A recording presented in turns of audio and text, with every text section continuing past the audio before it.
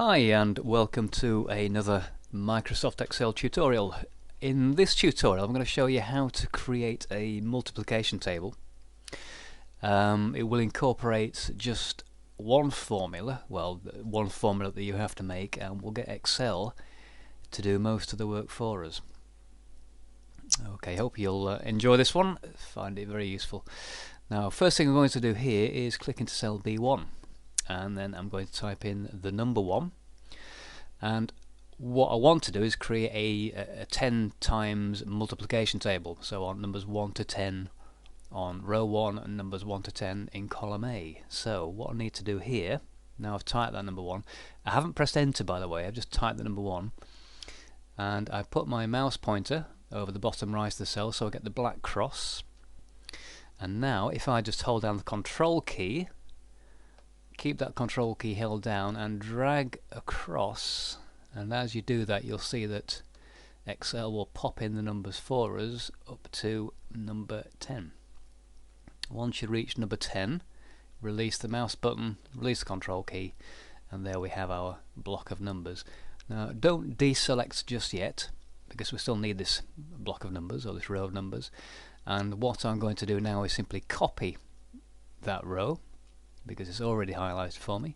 So click the copy button, that puts the marquee box around that selection, and then I move to cell A2, right click on cell A2, and that brings up the right click shortcut menu, and then choose paste special.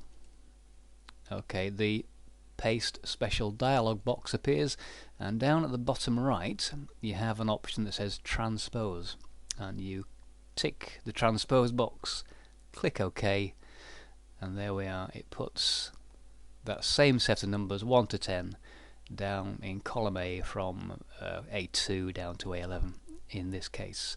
I can now deselect my row 1 selection by simply pressing the escape key, and there we have the numbers for the multiplication table. Okay, that's step 1. The next stage is to create the calculation that I need.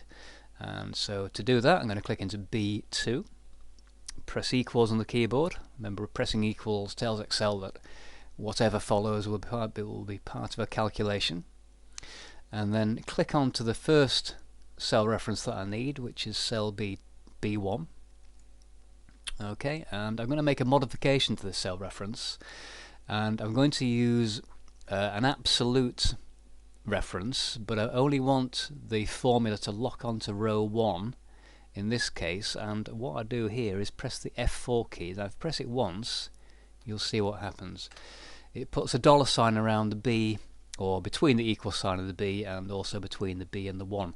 What that does, it locks that cell reference to B1. I don't want that to happen, I just want it locked onto row 1 for this first part of the formula. So if I press the F4 key one more time, you'll see there it changes to equals B $1, and the dollar sign indicates that whatever follows is locked.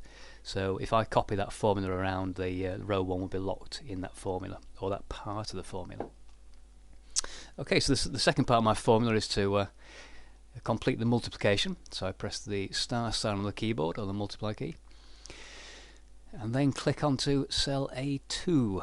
Now here I want to do the opposite of what I did on the first cell reference, which is to make it $A2. Now to do that, press F4 once, puts the dollar signs around the letter and the number. Again, just the number. One more time, just the letter. So pressing F4 3 times I end up with $A2, which is perfect. So now the column is locked on the second part of that formula, and that's the hard part over with. That's the only calculation, or the only formula you will need to create for this little example. So what I'm going to do here is click on the little tick there, and we're done. And Excel is telling me that 1 times 1 is 1, which I'm not going to argue with. Looks okay to me. Now the next part is obviously to populate the rest of this table, and to do that what we do is we make sure we have B2 highlighted, the first formula, click copy. And now here's the trick. What you need to do here is select all those cells in the table, but starting in the same cell where you've copied that formula. So I'm going to start in B2, click and drag down. You can go anywhere you want really, but we're dragging down to cell K11. Okay, you'll see, but as long as you've got the columns highlighted to column K and the rows highlighted to row 11, you're okay there, and you can see they're all highlighted. And I can release the mouse button, and that's my selection made, and then all I need to do now is press the enter key. Okay, and there we are. As if by magic, Excel fills in all the other calculations for me. Now I'm going to deselect that by pressing one of the arrow keys, and what I'm going to do now is just click around some of these formulas here, and what I want you to do is keep an eye on the formula bar as I click some of these formulas. What you will see is as I click around, on the left side of the formula there will always be a number 1, and on the right side there will always be a letter A. So in this example we've got $J1 times $A9. On the next one we've got I1A5, the next one we've got G1A8, E1A3, and the reason that happens is simply because we've told Excel wherever we want, wherever we copy our original calculation, which was in cell B2, we want row 1 locked and we want column A locked, and that's why the formula is as it is. So there's the nice 10 times multiplication table, and I'm going to just finish that off by doing a bit of formatting.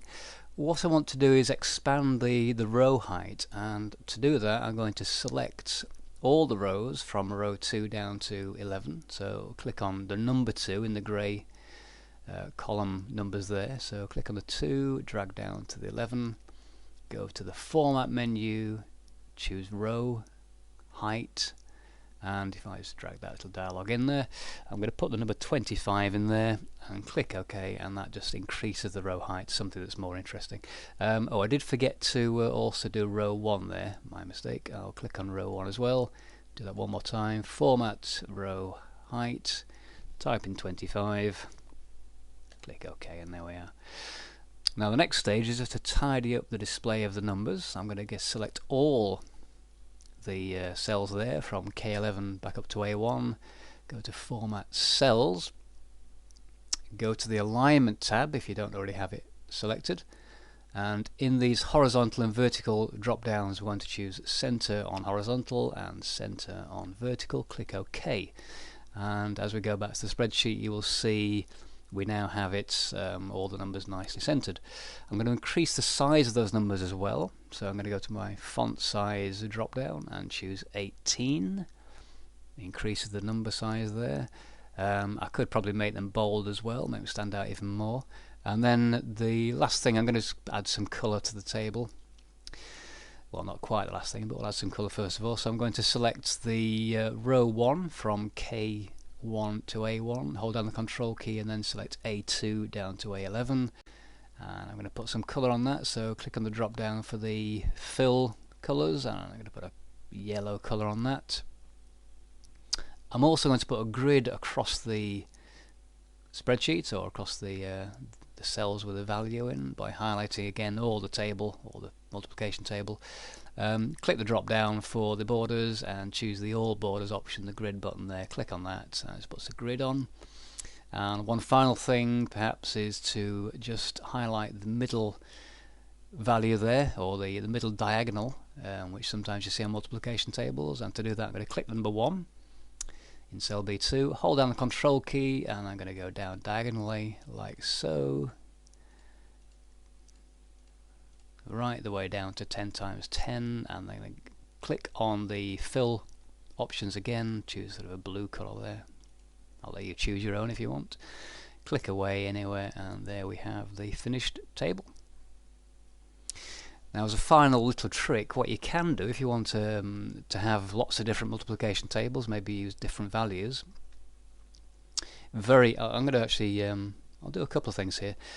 If I double click on the sheet tab there, I'm going to put 1 to 10x, press enter, and I'm going to copy the whole sheet. And to do that, if you click on the grey button, which is to the left of the letter A and above the number 1, just click on that, highlights the entire sheet, copy that. I'm going to now go to sheet number 2, and I'm going to paste that original spreadsheet into sheet 2.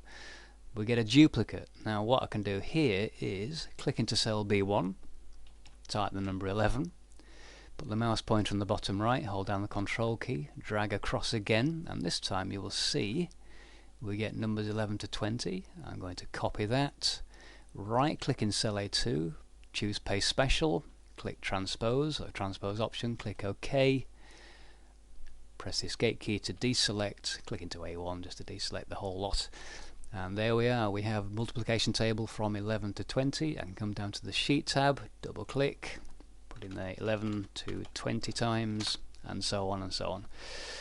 And there we are. So if you ever want to know what 18 times 18 is, there we are, 324. Very good.